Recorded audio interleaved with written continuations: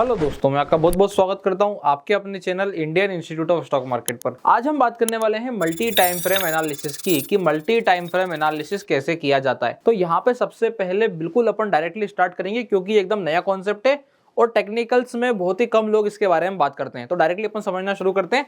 यहाँ पे आप सबसे पहले अपने आपको दो कैटेगरी में बांट लीजिए। मैं ये मान के चल रहा हूँ कि ये वीडियो दो लोग देखने वाले हैं, तो अपन उनके हिसाब से डिसीजन लेंगे। एक वो लोग जिनको दिन के 3 से 5 ट्रेड चाहिए। कितना ट्रेड चाहिए? 3 to 5 ट्रेड्स अ डे। दूसरी कैटेगरी उन लोगों की है जो 1 से 2 ट्रेड दिन के करने वाले हैं। तो हम दोनों के हिसाब से बात करेंगे। ये जो फर्स्ट कैटेगरी है ना, ये स्कैल्पिंग वालों की है। किनकी है? स्कैल्पिंग वालों की। और ये इंट्राडे ट्रेडर वालों की है कि यहाँ पे इंट्राडे ट्रेडर कैसे ट्रेड करेगा। Scalping is a part of intraday trading, but यहाँ पे आप फास्ट एग्जीक्यूशन रखते हो अंदर बाहर में, इसलिए आपको मल्टी टाइम फ्रेम एनालिसिस का नॉलेज होना जरूरी हो जाता है। अब देखो यहाँ पे मल्टी टाइम फ्रेम एनालिसिस कैसे करूंगा। जब मैं स्कैल्पिंग करने वाला हूं, यानी कि फर्स्ट कैटेगरी की हम बात करते हैं, तो यहां पर मेरे लिए सबसे ज्यादा इंपॉर्टेंट जो रहने वाला है वो रहने वाला है 1 मिनट या फिर 2 मिनट का टाइम फ्रेम, जो भी आप इस्तेमाल करते हैं। तो ये जो है मेरा मिनिमल टाइम फ्रेम रहने वाला है। मतलब मल्टी टाइम फ्रेम एनालिसिस में मैं 3 टाइम फ्रेम का इस्तेमाल करूंगा। कैसे करूंगा मैं भी बताता हूं। सबसे पहला 1 मिनट या 2 मिनट मेरे लिए सबसे लोवेस्ट पॉइंट पर रहने वाला है। मैं चाहूं तो इसमें 3 मिनट भी इंक्लूड कर सकता हूं कि मिनिमम में क्या करूंगा। मिनिमम में या तो मैं 3 मिनट फॉलो करूंगा, 2 मिनट फॉलो करूंगा या 1 मिनट फॉलो करूंगा, डिपेंडिंग अपॉन कि मेरे को ट्रेड फास्ट एग्जीक्यूट करके फास्ट एंट्री करनी है या थोड़ा सा स्लो रखना है। अभी आपको समझ में आएगा। इसके बाद ये होता है इनका पहला टाइम फ्रेम। कौन सा पहला टाइम फ्रेम हो जाता है इनका? 3 मिनट, 1 मिनट या 2 मिनट, जो भी वो बेस बना लेंगे।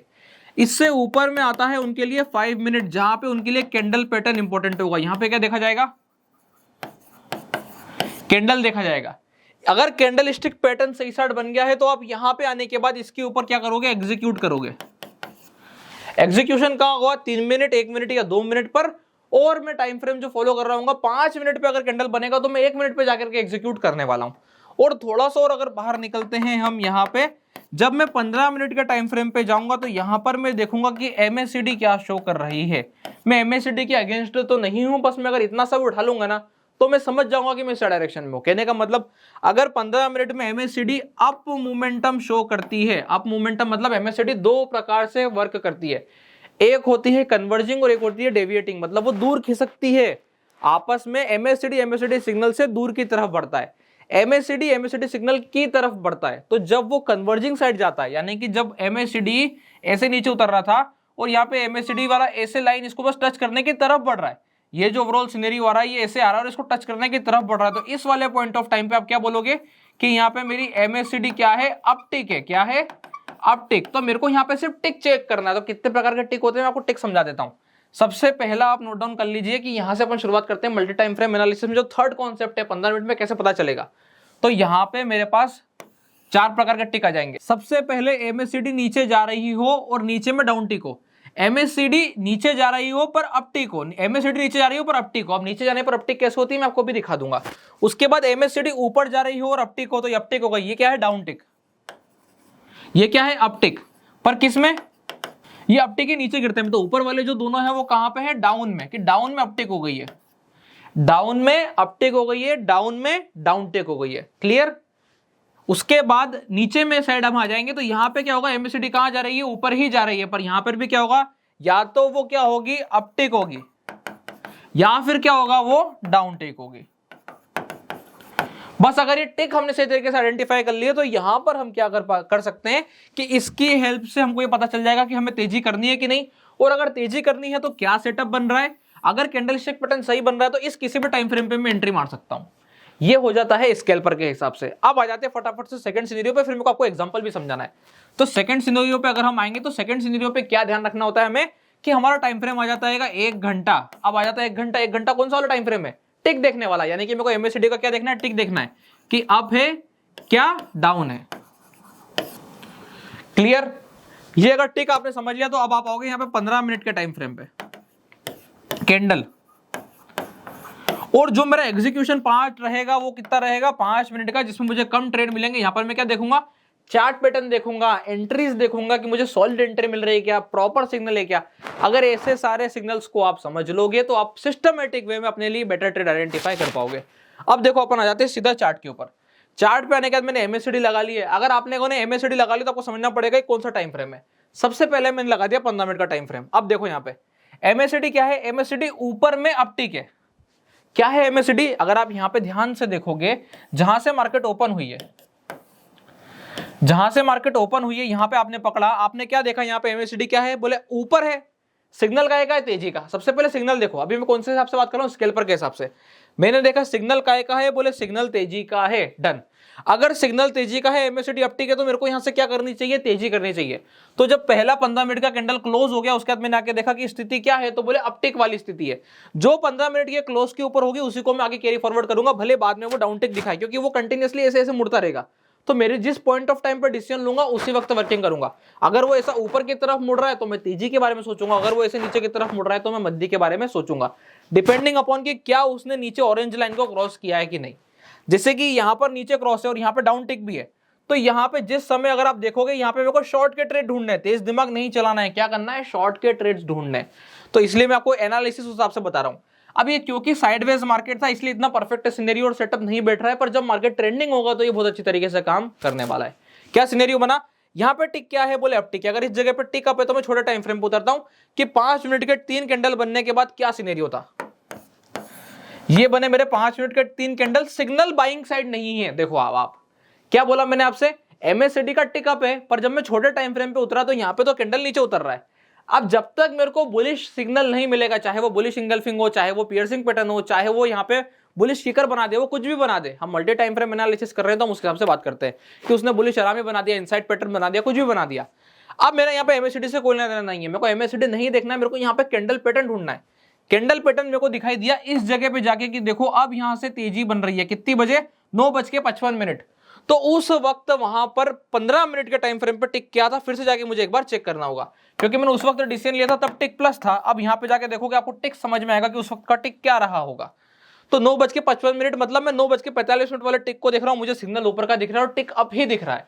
टिक उसने तोड़ा नहीं, उसने एक झटका दिया था इसमें, पर वापस ऊपर क्लोजिंग आने पर टिक अप साइड का ही बना हुआ है। अगर टिक अप साइड का बना हुआ है तो यहां पर मैं 5 मिनट का टाइम फ्रेम पे वापस आऊंगा, और जैसे ही उसने ये वाला मूव पकड़ा है, जैसे ही उसने ये वाला मूव पकड़ा है, यहाँ पे एमएससीडी का काम खत्म हो गया है।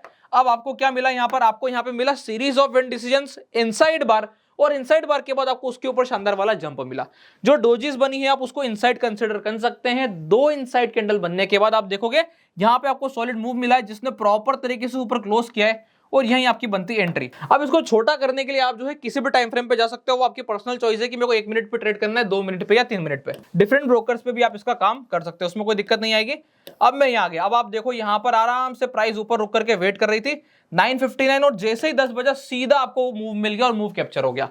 किसकी हेल्प से कैप्चर किया हमने, long term multi time frame analysis से, छोटा स्केल्प किया। अब इसको चेंज करते हैं, छोटा स्केल्प मैंने आपको बताया। अब यहाँ पे देखो यहाँ से प्राइस नीचे सरकना शुरू हुई, हमारा टारगेट कुछ स्पेसिफिक टारगेट रहा होगा जो हमने बुक कर लिया होगा, वो सबका अपना अपना हो सकता है। अब यहाँ से वापस आगे बढ़ते हैं। अब जो है मैं यहाँ पे वापस से 15 मिनट पर आता हूँ। 15 मिनट पर आने के बाद आप देखोगे आगे सेल का सिग्नल हमको मिला गया। अब सेल के सिग्नल के लिए हमें क्या करना है, टिक देखना है कि टिक किस साइड जा रहा है। तो अब आप देखो यहाँ पे आपको दिखाई देगा इस जगह पे जाकर के टिक अभी हाल ऊपर ही है, और ये टिक मुड़ा, देखो यहाँ पे दिखाई टिक मुड़ा। इस वाले पॉइंट ऑफ टाइम पे टिक ऐसे चल रहा था, अभी टिक ऐसा हो गया है, पर कहां है, ओवरऑल ऑरेंज लाइन के ऊपर चल रहा है। अगर टिक ऑरेंज लाइन के ऊपर ही चल रहा है पर डाउन टिक हो गया तो ऐसे में मैं ट्रेड कर सकता हूं, पर अब मेरी पोजीशन साइज छोटी होगी।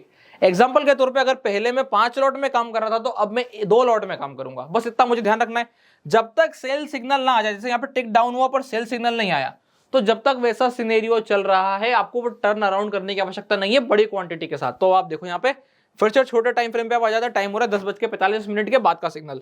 तो 10:45 के आसपास यहाँ पे कोई सेल सिग्नल था क्या, तो यहाँ पे मुझे बस सीरीज ऑफ कैंडल्स मिल रही है जो कंटिन्यूअसली टूट रही है, और यहाँ पे बियरिश इंगल्फिंग बनी है बीच में एक, उसके बाद फिर सेल सिग्नल बना है। अब आप बोलोगे यहाँ पे बुलिश इंगल्फिंग भी तो बना है, उसको क्यों नहीं चेक करेंगे, तो उसको इसलिए चेक नहीं करेंगे क्योंकि हमें क्या पता है कि हमने बड़े टाइम फ्रेम पे देखा है टिक कैसा हो गया है, डाउन। अगर टिक डाउन हो गया तो मेरे को तेज दिमाग नहीं लगाना है, जो सेल सिग्नल आएंगे मैं उस पर एक्टिव रहूंगा। यहाँ पे शॉर्ट का ट्रेड बनता है, यहाँ पे ऊपर स्टॉप लॉस बनता है, और ट्रेड हमको लगभग समझ में आ रहा है 10:50 के बाद। तो जैसे ही यहाँ पे आपको सिग्नल आया इस वाली जगह पे आप शॉर्ट करते हैं, फिर आपको एक शार्प फॉल मिलता। ट्रेड कहाँ कर रहे हैं, ट्रेडर छोटे टाइम फ्रेम पे कर रहे हैं। क्लियर हो गया। अब आ जाते हैं बड़े टाइम फ्रेम पे, जहां पे मैंने आपको कहा था दिन का एक ट्रेड मिलेगा, यहाँ पे आपको क्या हो रहा है, दिन के 2-3 ट्रेड मिल रहे हैं, जो मैंने आपसे कहा था। किस वाले केस पे? 15 मिनट, 5 मिनट और 1 मिनट, 2 मिनट, 3 मिनट पे। अब ये जाते हैं 1 घंटा, 15 मिनट और 5 मिनट। जब मैं सीधा जाता हूं 1 घंटे पे, तो यहाँ पे मेरे को टिक चेक करना पड़ेगा कि मेरा टिक क्या था उस दिन का। तो अब आप देखोगे टिक जो है वो नीचे साइड से अपटिक है, बस इतना अंतर है। दिन भर का केस क्या था कि टिक नीचे साइड से अपटिक था, मतलब प्राइस ऊपर की तरफ फोल्ड कर रही थी और सिर्फ तेजी के ट्रेड्स मेरे को बनाने थे। कब बनाने थे? जब 15 मिनट पे कैंडल सॉलिड हो, मुझे तब बनाने थे। अगर मुझे कुछ सिग्नल मिलता तो इस दिन का ट्रेड आता, अगर सिग्नल नहीं मिलता तो ट्रेड नहीं आता। ट्रेड की टिक क्या हो गया? अपटिक हो गया। अब मैं आऊंगा 15 मिनट पे। अभी यहाँ पे कोई तेजी का सिग्नल अगर मेरे को मिलेगा तो मैं एंट्री करना पसंद करूंगा। और जैसा कि मैं 15 मिनट पे देख पा रहा हूं, एक भी पैटर्न ऐसा नहीं है जो कि रिकॉग्नाइज्ड पैटर्न हो जिसके हिसाब से मैं एंट्री बनाऊं। तो यहाँ पे थ्रू आउट द डे कोई एंट्री है ही नहीं। अगर कोई ये बोलेगा कि मध्य की एंट्री, तो मैं वहां पे क्या बोलूंगा? घंटे भर पे अपटिक है, तेज दिमाग नहीं चलाना। अगर घंटे भर में वो डाउन टिक बनता तो मैं फिर एक बार शॉर्ट करने के बारे में सोचता। अभी जब एंट्री है ही नहीं तो 5 मिनट पे जाने से कोई मतलब नहीं बनता है। आप इसको प्रीवियसली जाके एनालिसिस कीजिएगा, आपको पता चलेगा कि ये बहुत अच्छी तरीके से काम करता है। बस मेरे को टिक समझ में आना चाहिए, इसलिए मैंने आपको चारों प्रकार के टिक बता दिए।